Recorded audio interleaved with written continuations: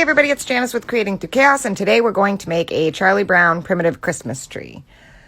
So you'll need an aluminum can, mine's just a regular size soup can, a block of floral foam, some cinnamon, Mod Podge, a scrap of blue fabric, a piece of pine branch, it's a pick I got at Hobby Lobby, a red ornament from Dollar Tree, and this printable that you can print out on my website at creatingthroughchaos.com.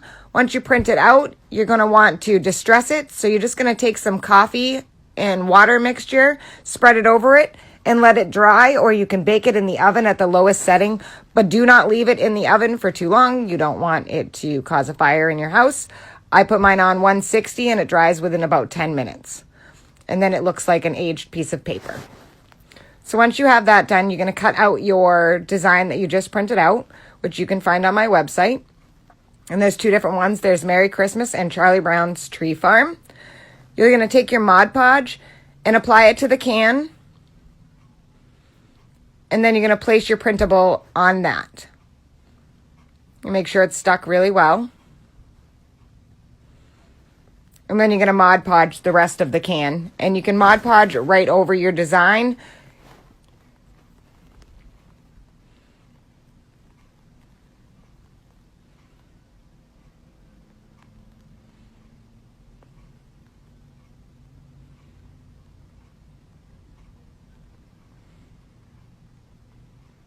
Then you're going to take your cinnamon and sprinkle it all over your can and all over the Mod Podge. Try to avoid your design as much as possible. Go around the top and the bottom of it, but not directly on it so that the cinnamon doesn't stick over the wording.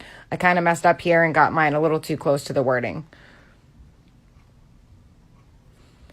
Now you're going to let that dry, which takes a little bit of time. And once that's dry, you're going to take your Mod Podge again and go over the whole can again.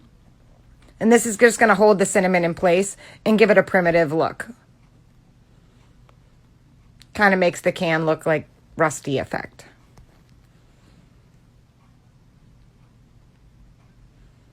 And this also takes a bit to dry.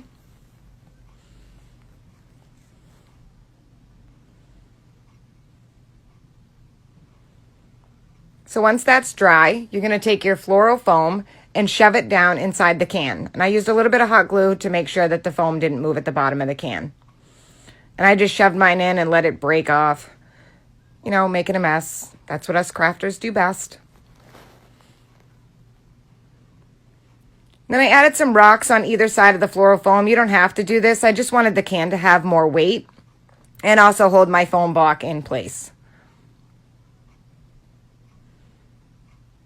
I have to clean up my mess a little so I can move on to the next step.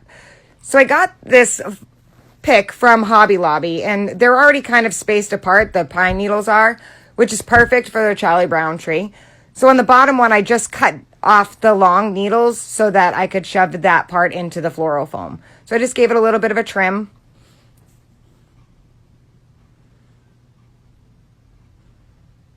And then I added some hot glue to it and pushed it inside of the floral foam.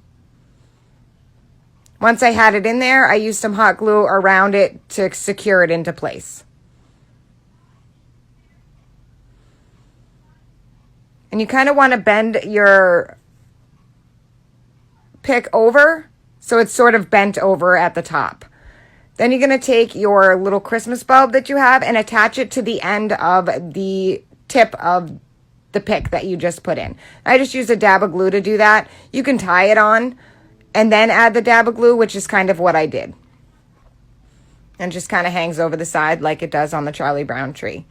Once you finish that, you can add your little piece of blue fabric as a representation of Linus's blanket from the movie and wrap that around the bottom of your tree, and then you are all done.